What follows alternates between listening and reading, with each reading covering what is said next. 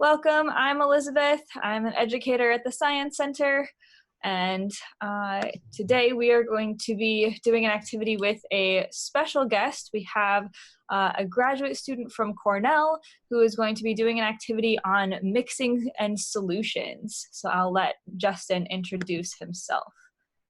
Hi everyone, how's everyone doing? Like Elizabeth said, my name is Justin and I'm a postdoc here at Cornell University in the Department of Biomedical Engineering. Awesome. All right, so for today's activity, I just want to go over the materials in case you didn't already have them and give you a little chance to get them together.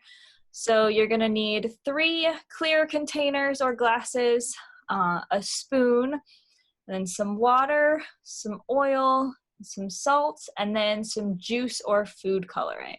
So if you need a little bit of time to get those together, now is the time. All right, is everybody excited?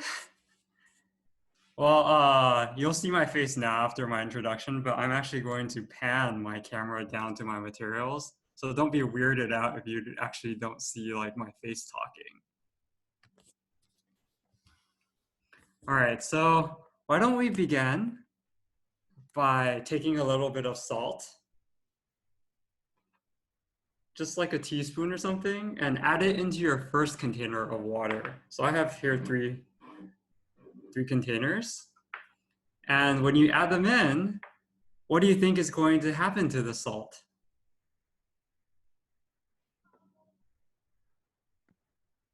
Is it floating around, sitting on the bottom of the cup, or it disappear?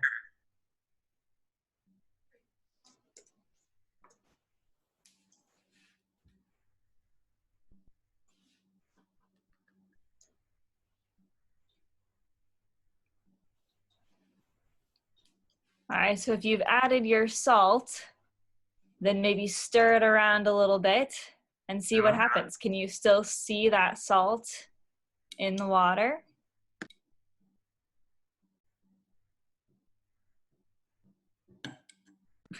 You see someone is tasting their salt. So you should see that the more that you stir it, the salt should disappear, right?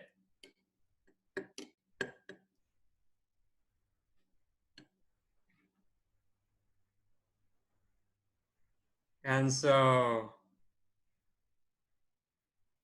this process of salt disappearing, we say that the salt is dissolving and being mixed into the water. And so, here we've made a mixture of salt water, which is what the ocean is also made out of. And we call a mixture a solution, not the answer to a problem, but when 2 or more things are able to mix and dissolve together. And when things are able to dissolve in the water, we describe them as being soluble, and the ability for things to dissolve is called solubility.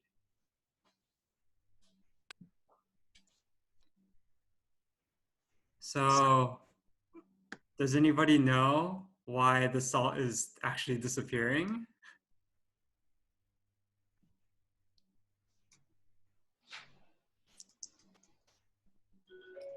Do you think the salt is still there? How would we know whether the salt is still there even if we can't see it? Anybody have an idea of how we might be able to test and find out if there's still salt? I think Elizabeth has a hand up.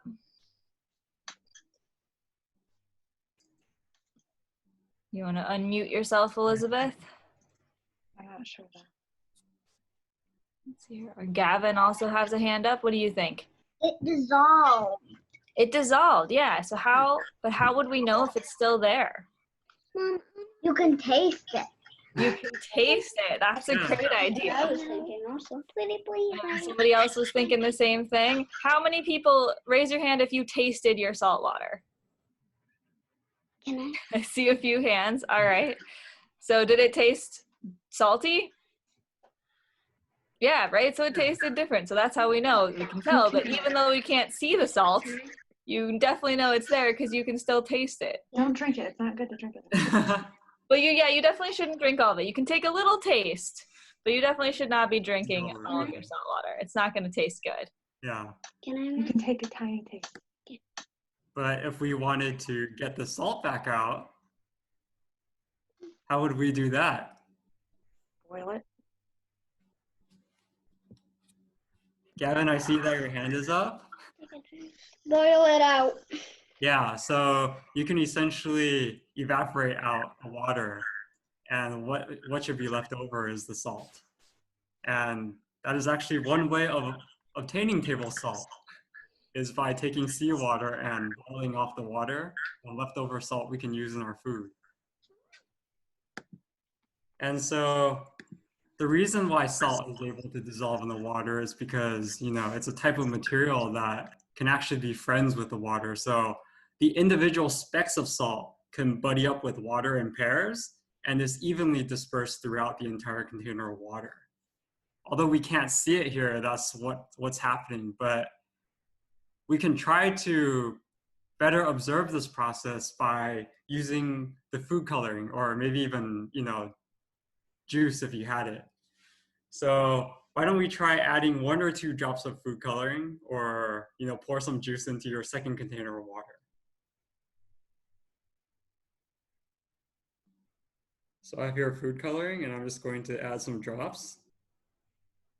And so what is happening here? Or at least,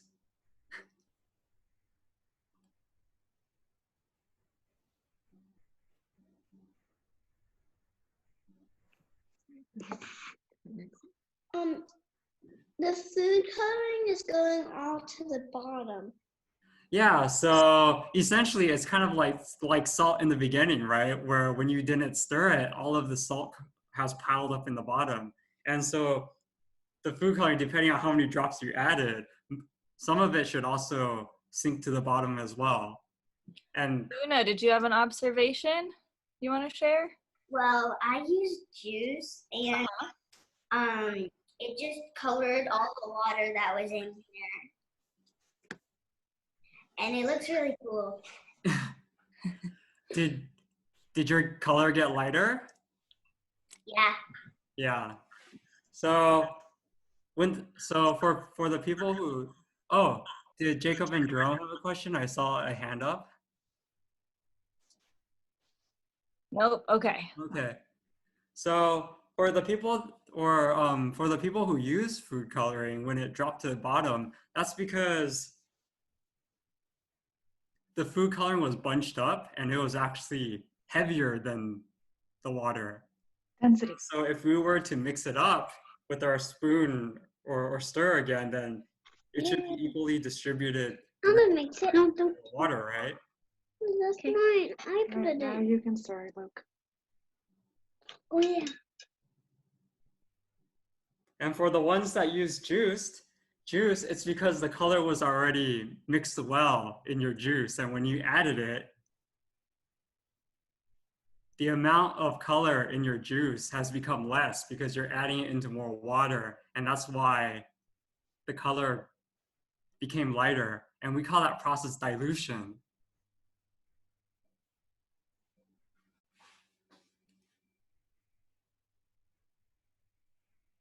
All right, I see some people holding up their colored glasses now. Did Yeah. you stir it up and get it all mixed throughout? Oh, yeah. Yeah. Got a bunch of different colors Yeah. going. Cool. All right, so Right. what do you think we're gonna do with our last glass? Yeah. I think Una has an idea. We're gonna put the oil in it. Yeah. So let's proceed to do that.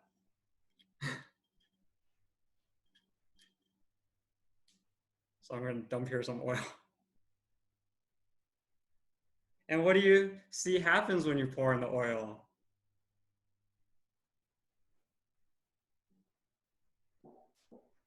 Was it able to mix, or is it just floating on top? Or was it heavy enough to sink to the bottom? Una, what did you see? Well, we used avocado oil, but All oils, I think they float on the top of water. Is Oh, that that's- what you saw in yours? Yeah. Cool. Yeah, so it floats on top, and when you added it in, it didn't, well, for at least besides avocado oil, it decided to become a ball and then float back up to the top, right?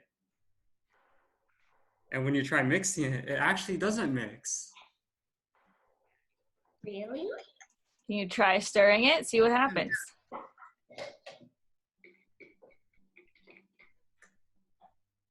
Can I eat the avocado oil? Yes, you can, but maybe not too I much. think it would taste very good. Yeah. It's safe to eat because you can use it in cooking and baking, but I don't think it would taste good by itself. Yeah, you should try olive oil, which tastes much better with your bread.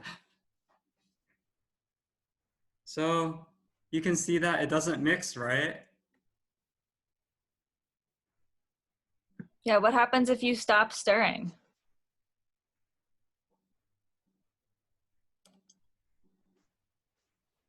I saw Tanya just showed theirs where it's all up back in the layer at the top. Yeah. Oh, I should move my hand. So what if you stir even more? Do you think you could stir it enough to make it all mix together?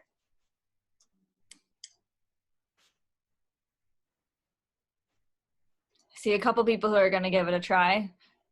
Do some more intense stirring. See what Yeah. happens. Does that make it work?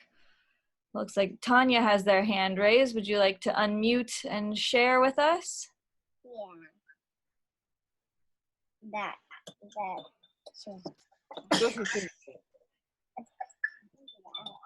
She wanted to say that she added blue coloring and the coloring mixed with water, but the oil is on top.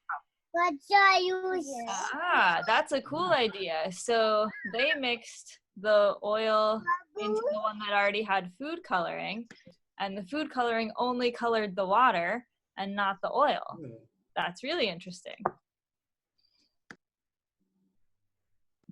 Any guesses as to why that might happen? Why the food coloring might mix with the water but not the oil?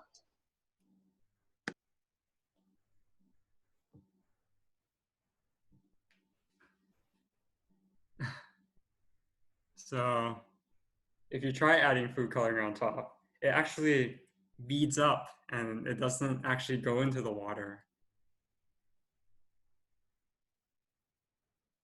But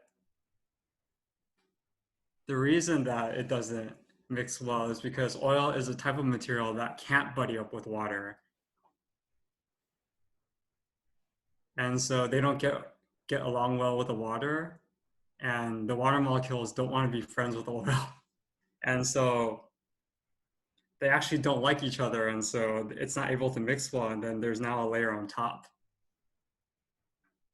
And so there are just materials that don't mix well with water.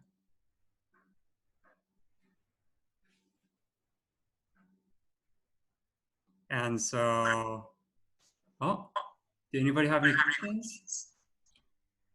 Let's see, Jacob and Jerome, would you like to share what's happening in your mixture?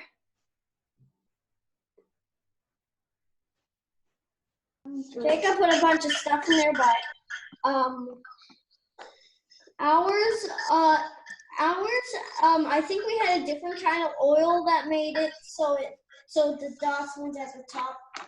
But Jacob mixed it up so it was black.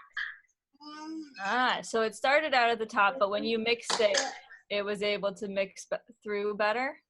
What, that makes blue purplish? Ooh, yours is that's bright purple. Huh. That's a purple container. Ah, purple container, got it.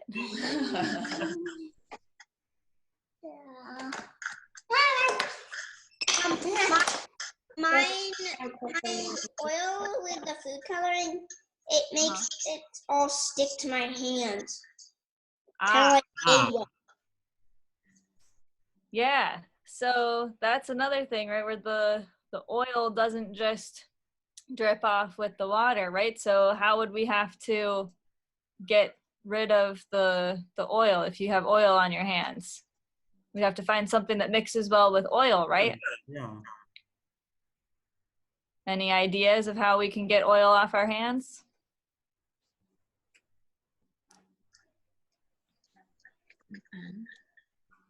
I'll give you a hint. So Soap. Yeah. Yeah, somebody said it. Yeah, so you will definitely need some soap. If you have touched the oil, you're going to need some soap to get that off, because soap is able to mix with both water and oil. It's a really special kind of material.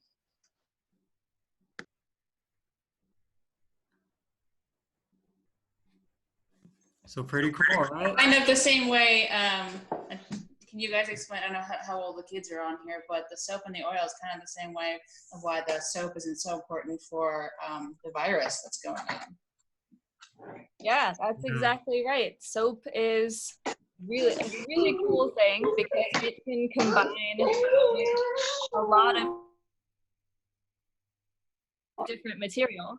And so one of the things that it does is it can, anything that has a protein around it and kind of break that down. And so oils can be surrounded and broken down, and so can viruses, because viruses have proteins just like the oil. And then it can also mix with the water, so rinse it back off. So soap is a really cool material, and it's really important for being able to clean things and fight things like viruses and bacteria. So thank you for bringing that up. Are you guys all washing your hands a lot now? Seeing some nods. Yep, lots of extra hand washing. Yep, that's good. That's important. Trying to keep everybody healthy. And clean. Yes, indeed. Yes. Yeah. Does anybody have any last questions or comments? We would love to see you keep experimenting, see if you can find other substances that you think might not mix with water, or might mix well with water, or might mix well together. And if you have any pictures of your experiments, we would love to see those on our Facebook page so that we can share them with everyone. All right, so thank you for joining us today, and happy experimenting.